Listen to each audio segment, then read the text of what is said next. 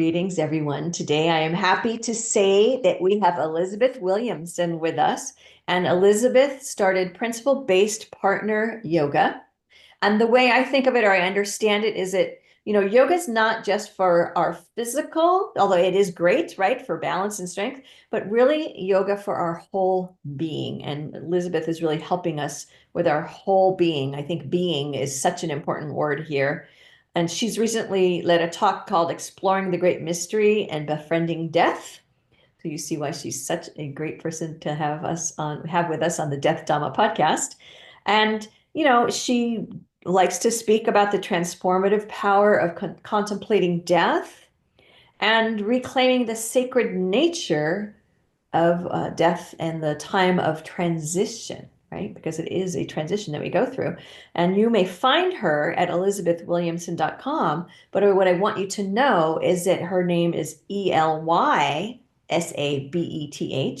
and then Williamson, Williamson. So, Elizabeth, thank you for patiently waiting while I said all that, and welcome. And would you like to add to any of that? Please do. Thank you very much for that, Margaret. And thank you for spelling my name correctly.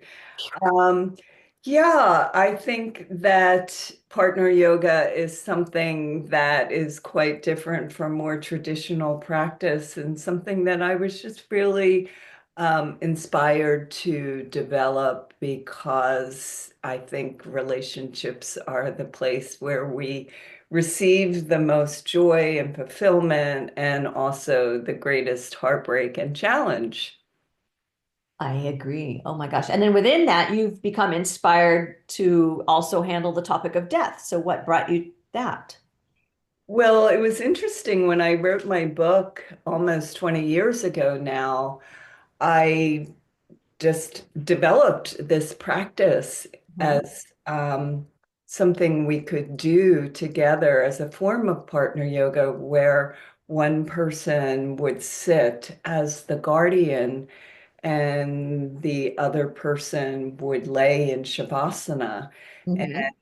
through some guided relaxation techniques, they would explore what it would feel like when that moment came and added some questions around it. And this practice I've integrated into my partner yoga work, but it's really it's come alive in these recent years, and Mhm. I think it's just very relevant to the times. And I think the other reason why I'm more inspired to work with it is when people hear the word partner yoga, Mhm. there's a lot of resistance and thoughts like, oh, well, I don't have a partner, and that's not the way I teach it, significant Oh, other. okay. Or they say, I don't do yoga.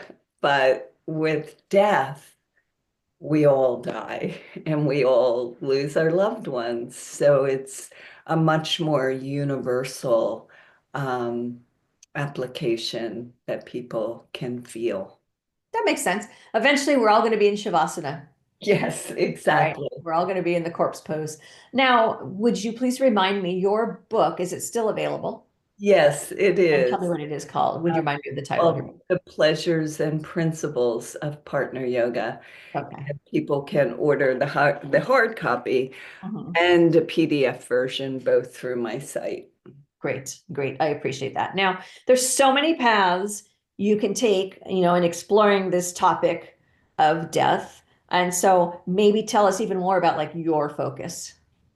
Yeah, I think my focus has always been on both relationship and embodiment. Mhm. Not about transcendence, but really illuminating the body, bringing it fully in. And even in the practice of Shavasana, I was always kind of struck by it was never mentioned that this practice really is a practice of the ultimate letting go. And so we get to feel in our body, imagining and feeling directly what it might feel like to let go of these layers of holding and identification that I am this body that's always changing. I get that. As you're speaking, I'm kind of thinking back to, my own yoga practice. And when I do with, with a group at the end, so often we do end with Shavasana, but there isn't a lot of emphasis given to what is that really? Might be the reference of this is corpse pose, but it's almost more like relaxation at the end of the yoga session and not really going into the depth that you're explaining to us. So that's definitely interesting. Now, when I you're working with Hey, groups, oh, go Margaret, ahead. I would just like to say one more point there with the relaxation. I mean, Mhm. that's really what we're doing when we're exploring death. We're just unwinding and Oh, we're actually naming what we're unwinding, not just any physical holding, but our thoughts and our emotions. And then we can go even deeper into this is who I am. And mhm, for me, the greatest gift of that unwinding is the possibility of glimpsing that we are more than this life and this body. And right. that's what happens. And we can talk about that forever. But to have a direct embodied experience can really change someone's life. Okay. Okay. And I would imagine that's why you really do this emphasis of having people sit with a partner while a partner is in corpse pose to kind of help get us to that It place. helps with the safety, but even that role, that's a very important role too, because that could support us at some point in life to actually do the real thing with a Hmm. loved one, with an aging parent, with a friend, to be able to sit with as much clear mind, open heart as we can from holding the practice of being a guardian. Hmm. Hmm. And so while you've been doing this and you're facilitating groups and people, what do you observe and are there any commonalities? Oh, yes. It's so it makes me laugh at sometimes, but other Mhm. times I'm saddened by the reality that people have a lot of resistance to this kind of exploration. But the thing that I observe more than anything is just how quickly people go from a lot of fear, a lot of tightness to this feeling of bliss and joy just by being willing to talk in a safe circle. And just the intensity of the resistance to the topic just softens so quickly. And we just, there's a joy and there's a levity that Mhm. happens. Now, what is it you think that helps somebody come from that place of resistance to that place of bliss? Um, I think it's the safety, and I also think being in a space where we see how we all are the same. We all have these feelings, and when we're afraid, our egoic, separate self aspect thinks no one suffers like we do. And we're so darn good at it. Yes, and we hold that very precious and close. And so then when we sit in a circle, and that's one of the things I believe happens that we see, oh, everyone feels this way. And just knowing that universality of Hmm. has a very profound release. Oh, okay. That understanding. Oh, you're afraid of death too? Yeah. And Okay. that you have this particular fear. And, Mhm. I mean, it is said to be the deepest fear. Right, right. Other than, although it depends now. So sometimes in when I do some speaking in another world, which is a little more, business focused, and I have people do presentations, I do notice that public speaking, sometimes some people are more afraid of public speaking than death, but we are all still afraid of death. So there is that. What's interesting is I would say that that's true even for myself. I Okay. love teaching. I Hmm. love having conversations like the one we're having. Hmm. Just get up and speak where I feel separate is very scary.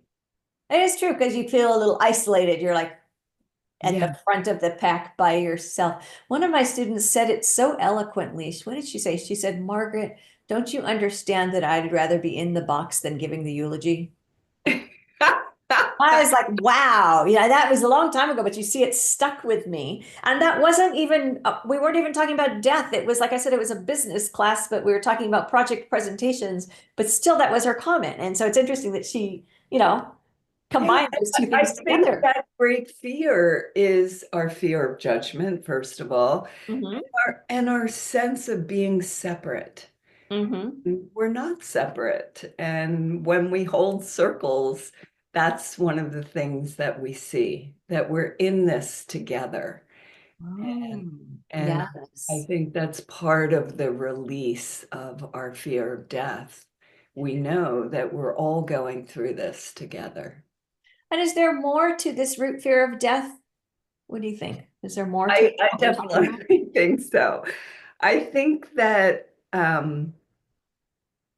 this really gets into a way deeper conversation, but for myself, I think what I've come to is it's a fear of total annihilation, of no longer existing. Because, my personal feeling is that consciousness, as we know, energy cannot be Hmm. created or destroyed. So my personal belief is that wherever we go, including into death, there we are. And Hmm. but I think an even deeper fear is that we won't exist, that we'll be completely annihilated, and there's no self at all. And And that's that we don't. So do you think it's that we as humans don't want to think that this is it, we're here, we're gone, and then there's nothing, so it's like we were never here? well, I wouldn't explain it like that exactly because Hmm. I Hmm. think that what you just said has value. Like one of the very first um, questions that I will ask us to contemplate is who believes that this is it? That that end of story. We die, end of story. And Hmm. I think there's a lot of people that do feel that. Hmm. When I ask the next question, which is, and how does that make you feel to believe that this is it? Hmm. And, oftentimes the answer to that question is it makes them want to live their lives fully and with meaning. And to me, that's the bottom line. Whatever your thought, feeling, story about what happens when you die, just the contemplation of death brings meaning and aliveness to our Hmm. life. Okay. And for myself personally, I have realized that I'm much more afraid of being fully alive than of dying. And Oh, yeah, and that's, okay. I think, true for a lot of people once they start the exploration. So it's not death we're afraid of, but it's the living on the way out. Yeah, it's the just really being willing to be fully alive, feel all our Mhm. feelings, express ourselves, be who we really are. And I know that you believe that, and as do I, that exploring death can help us be more fully alive. And maybe you can add a little bit more to that. So, like this practice of being aware of death, helping us being fully alive. what does that really mean to us? Well, one of the things that I believe to be true is that in order to explore these deep realms, we need to feel safe. Okay. And I think that that sense of safety arises when there's some ground of self-love and self-honor and self-tenderness and compassion, these Mhm. qualities. And when we can um, cultivate them, or again, just simply ask the question, what is self-love? And Mhm. once we get some sense of how we honor ourselves and care for ourselves, then we can go into the deeper dive. Okay. Okay. And and once we go into that deeper dive, we start to get clearer about what it is we value.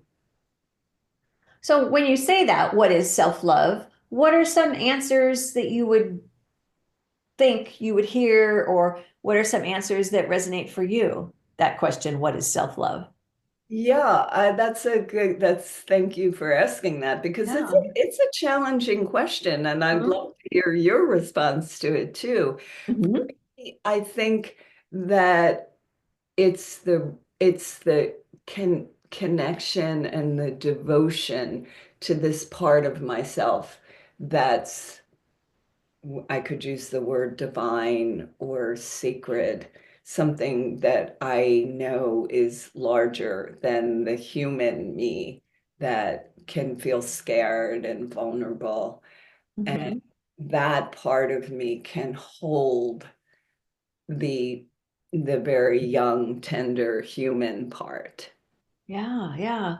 All right. So you did say you want to hear me, so I think that that's fair. I think for me, especially one of the things I've really been working on this past year in my life with self-love has to do with balance, and also working towards equanimity towards myself and towards others in the world around us. And so when I kind of put that all together in self-love, it means to forgive who I've been in the past and each day try to be the person, that I want to be.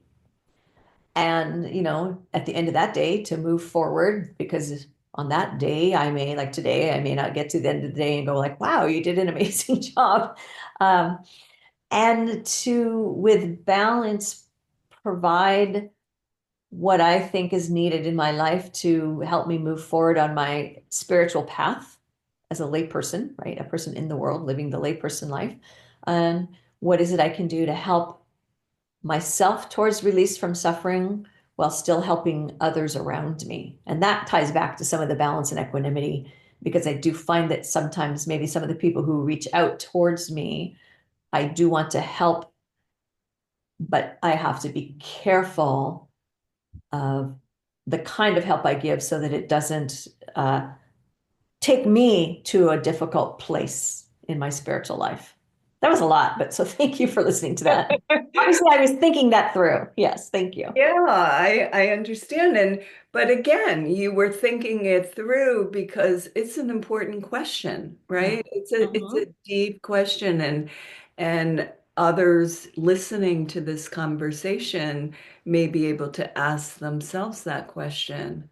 So that's a lot of what we do in the Mhm. workshops, just really ask these very relevant questions where we get to, you know, contemplate and inquire deeply and build this sense of self-love and relationship with ourselves Mhm.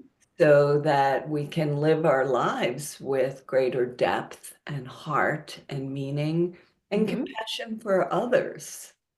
Well, this is probably a good place to learn more about some of the practices you use in your retreats. And then also, I know you have a retreat coming up next month. So everyone, when you're listening to this, this is April 2025. And Elizabeth has a retreat in May of 2025, just to put a timestamp on that. But perhaps share with us some of about that retreat, but also some of the practices, if you would. So I've, in the recent retreats, I've had a dear friend of mine who's been a midwife for 40 years, and she brings sound healing, or healing sound, however we want to say that. And she has a plethora of instruments. And that just really brings, I've noticed the unifying effect of sound. Mhm. So on the beginning night, we'll use that sound healing to do a group deep relaxation, a form of yoga nidra for those that are familiar with that. And everybody's gone through whatever they had to go through to get to the retreat itself. So I like to begin just with a little introduction, a little conversation on what's alive on the topic of death for them. And that can range, from a very, I have young people come afraid of death, and then I have elders and everything in between. So we just start slowly building that sense of connection in the circle and knowing that this is not going to hurt. We're here to relax and release and inquire. And then, we'll do forgiveness practices, and that can be a whole depth of self-seeing, seeing that ultimately a lot of forgiveness is towards ourselves. Mhm. We do again the self-love practices, not so much practices, but really what is self-love? And I believe we're all conditioned to care out here for everyone else, and then, caring for ourselves up until Mhm. recently was considered selfish or Right. self-indulgent or Yeah. egoic or whatever. And now we know that if we are not caring for ourselves, then we are really of no use, and our relationships are just one of codependence. I'm doing this for you, and I expect you're going to do it for me. Yes, that was a lesson I really had to learn off and on throughout the years of don't give with the expectation of something in return. And if you can't, then just don't give until you're ready to give. Like don't give with strings attached, right? And the other part is I still need this reminder frequently from one or two of my teachers, which is, you can't give what you don't have, which goes back to the, you know, keeping your well replenished. Yeah, Exactly. definitely. So we get to explore those questions, and when the moment comes, and by the time the actual peak practice in the retreat is this sitting as guardian and practicing your own death. Mhm. Often by the time we get to that practice, um, the joy and the release that is felt in the space, it can often be a little challenging to go, okay, we're going to go in and deep now, because there's already been such a feeling of relief. Mm-hmm. We'll do some journaling. What's your myth on death? Or Mm-hmm. if you had to say it right now, what do you believe happens when we die? So it's very rich Yeah, self-inquiry that I think is a precious opportunity. that's great. Now, why is it important for us to have a myth around death? Well, that's one of the things that I learned from Carl Jung's work, Okay. and the individuation of the self, which um, my understanding of that, his way of expressing the self is the deep center of our being. And he just felt like that was the most important thing that we can do in terms of having a deep relationship with our own being. And that, like our relationship with God or the Buddha, Mm-hmm. whatever nature, whatever form of higher intelligence we happen to be drawn to, um, that this really will cultivate that. This will Mm-hmm. really help us give depth and meaning to our lives. Okay. Okay. So the myth helps us with how we live our lives, and what we think is going to happen at the end is also informing the choices we make during. And do you encounter sometimes people who don't have a myth or haven't really thought about it? Yeah, I think that most people. Okay, okay. I wasn't sure. I will say once I have a friend, and he was very close to his grandmother. And when she died, this was like his first, I'll say, big death in his life. And one of the things that troubled him was that he said, I don't know what I believe about what happens to her next or where she is. And that did turn out to be something very troubling for him. He said, I don't believe I was ever taught anything about what happens when we die. And he was at a loss. He was at a loss. Yeah, so one of the things that I believe is that the dying process happens elementally.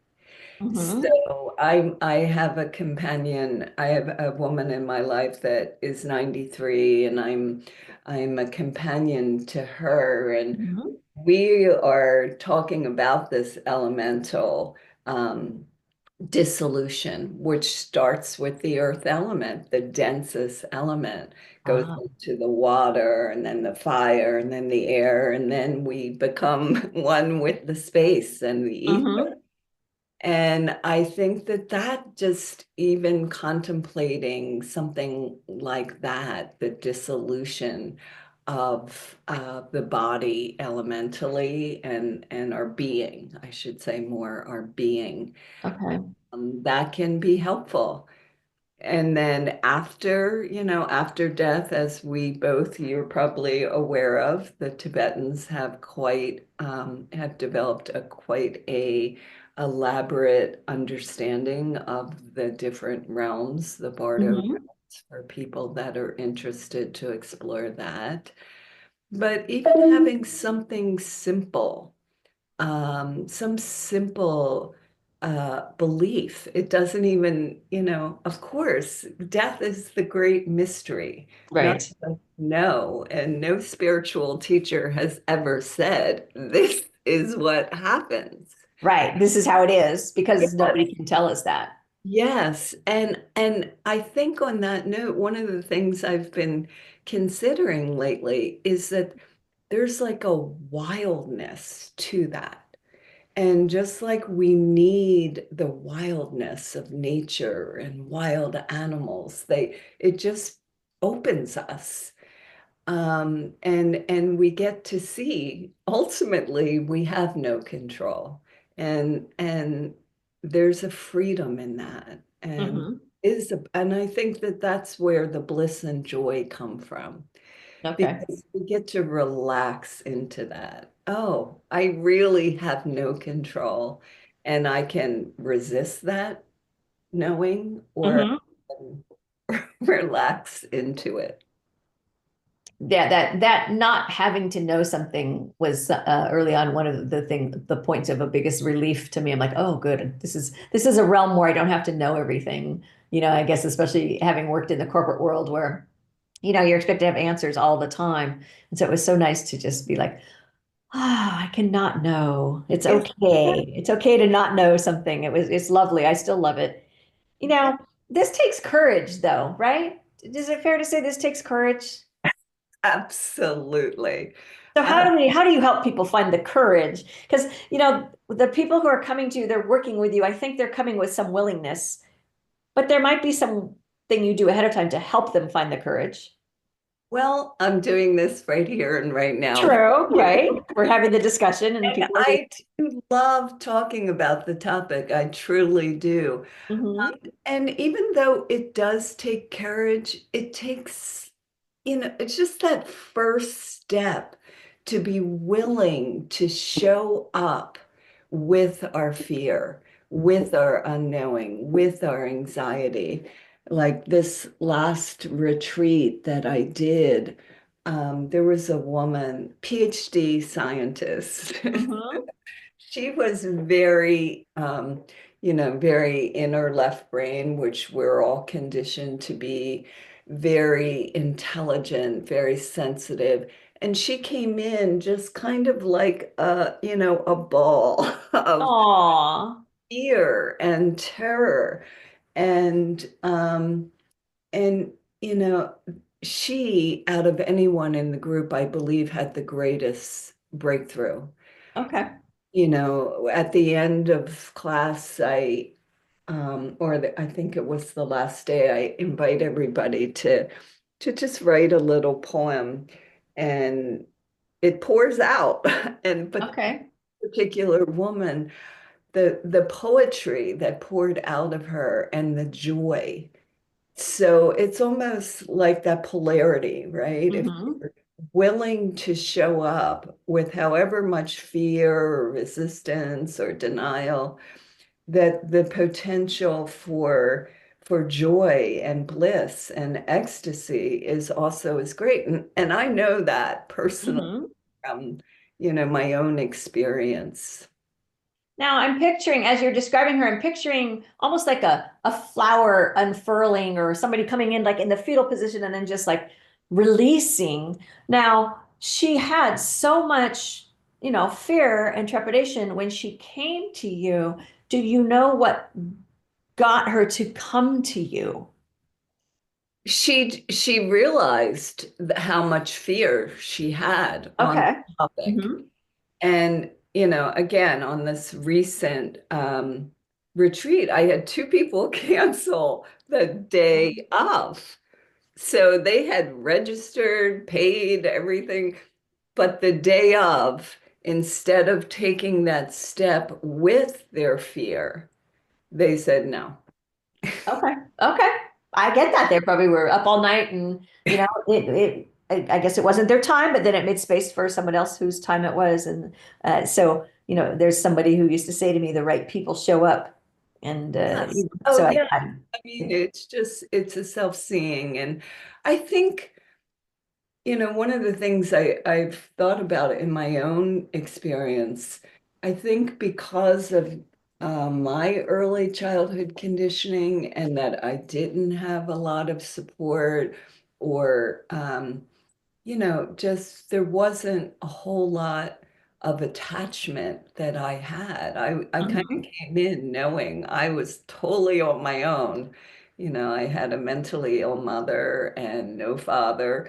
And Mhm. um, and so I think that because of that, I have had through my life a lot more willingness to explore these deeper questions, where I think sometimes people that have a lot, that it feels like they have a lot to lose, that Uh-huh. attachment and fear can be even greater. Whereas because of the challenges of your childhood, you were pushed toward the deeper questions, like why is it like this? Why is this happening? Yes. Right. That was also what even, I mean, my mother was pretty suicidal her whole life. Mm-hmm. My brother um, committed suicide. Mm. And so death, and not the sacredness of death, was always in kind of the air. And I had my own relationship with, well, that's always an option. Yeah. But I think in my case, I was also gifted with this clarity, relationship to yoga, relationship to spiritual understanding, that I kind of knew even as a child that that was not going to be the end of story. Okay. And because you have these gifts, I think that you probably have some really good ideas about, how we can best support ourselves when we deal with the loss of a loved one. Yes, yes. I think, one of the things that I think is simple but very powerful is to remind ourselves that we grieve because we love. And just knowing that we have a choice.